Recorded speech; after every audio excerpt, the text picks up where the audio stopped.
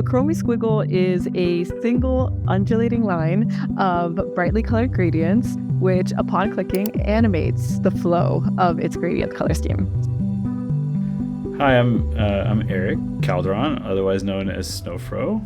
I'm the founder of Artblocks, the creator of a project called the Chromie Squiggle. Before Artblocks, I was running a family tile business for about 20 years. Every year, I like to give all my interior designers, clients, and architect clients something. One year, he sent these squiggles in this like acrylic package. He basically gifted out these little squiggles that were printed on a sheet of paper, and on the back of it was a claim address. And he gifted these out to all of his design friends. I mean, I think there was 2,000 of them sent out. He gifted like 2,000, only 14 claimed the token. He sent a squiggle to each of those 14. So the original Chromie Squiggle was made in 3JS.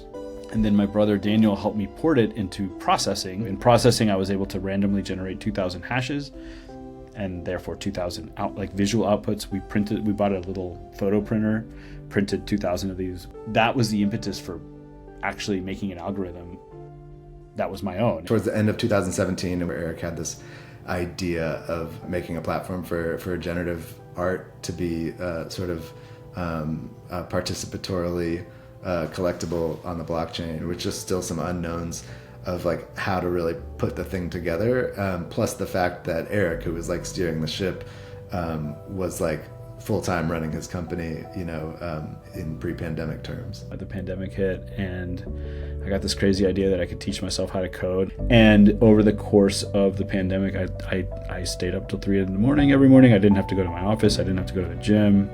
And I taught myself how to code, and I built the entire Artblocks, including the new smart contracts, from scratch, just from the ground up.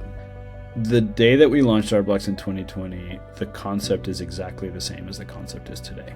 So obviously we've done a bunch of upgrades and improvements and a lot of stuff, but you had an algorithm, you put it on chain. The algorithm had a receptor for entropy that was generated by the blockchain. So the user came, minted a piece. At that moment, it generated the entropy, the hash string for the piece, injected it into the artwork, and displayed the artwork. I ran a mint, and out popped this colorful rainbow, and I don't think I quite understood what I was looking at yet. And so I ran it again, and a different one popped out. And so then the question was like, okay, well, what exactly am I making here? Like, what am I creating? Like, how does this work? One way I always interpret that, just a hash string in general, I mean, just a jumbled sequence of numbers and letters, if they're created randomly, then I kind of think of that as like a packet. It's like a packet of randomness. And as artists, we take these packets of randomness and burst them open, and just tons of energy comes out of it. And that energy is like the artwork, right? So each one of these little random hash strings are just these packets of creative energy. Like Erick Squiggle takes 2 characters of that string at a time. So it's like a process of actually reading the token hash and then interpreting it. Like if the first character is B, maybe the first color of the squiggle is red. If the first character is C, maybe the first color of the squiggle is blue. Like, it was very much a direct translation. This was basically what created Artblocks in the first place. It was Erick who was just for years talking about this idea of like Ethereum entropy as a design ingredient for making art. He didn't know what he wanted to make. He was a cartographer of this stuff and was like, I think I can make new things with these new ingredients. I just did some very simple back of the napkin math and said, how can I demonstrate variability with them in the easiest way? So if you plot points along a line and then you plot points above and below that line, like the squiggle has more than this, but let's say that you have the possibility of having 50 points above the x-axis and 50 below, that's 100 points. And if you multiply that by all the points along the x-axis, every time you multiply 100 times 100 times 100, it just becomes like we got into the well over the trillions of different just point locations that you can have on a Chromie Squiggle. And so, the first Chromie Squiggles were just blank. They were just red or whatever color, like it just happened to be working with materials-wise because I was working in 3JS. But it absolutely demonstrated the variability. Never saw any repeating Chromie Squiggles, but then I was like, wait a minute, like we can also actually more easily demonstrate the variability if we add color. And so now this is where my guess, life's work and tile mosaics, projection mapping, 3D sculpture, all of that stuff found its way in. When I started figuring out that I can have a starting color and then a rate at which that starting color changes to the next color, and it's so much easier than when you do it with tiles, because the rate and the squiggle is a bunch of circles stacked on top of each other, but you don't see the individual circles, you just see the wave. So that's kind of where it got its color. But the original squiggles didn't have any shapes or styles. They were all noodles. It wasn't until just, I don't know, a few months before launch that I started, modifying and adding all the different features and types. The first thing you notice is just like the rainbows, right? They're rainbow lines. They have different shapes. They have different sizes. But the more you run the generator, you start to realize like these are actually symbols for some sort of complexity that's happening in the background. So the stuff that was in the metadata at that time were the 6 base categories. So the normal, the slinky, the ribbed, the fuzzy, the bold. Hyper rainbow was also in the metadata.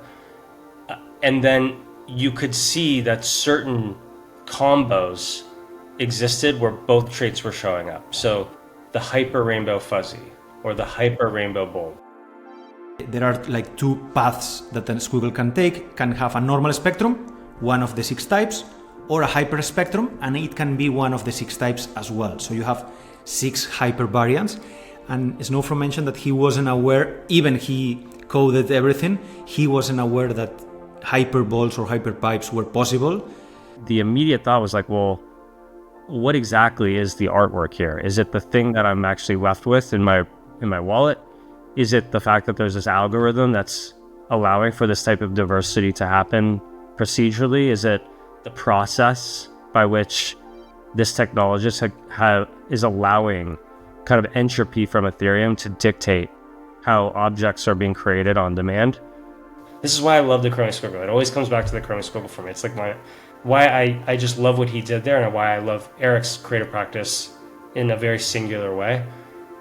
It takes a special type of artist to look at the playing field and see how you can wield ingredients in new directions to unlock new surface area. What I thought was always so magical about art blocks was, for the first time, you have the capacity to take an algorithm that an artist wrote and allow us to invoke that algorithm and say, make me something.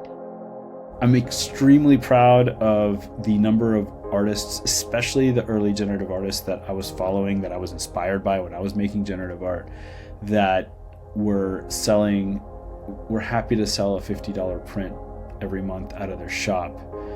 Seeing them find a international audience for their work, be recognized for their work, appreciated for their work, compensated financially for their work, that's something that I think, I will die a happy man to have been able to bring that.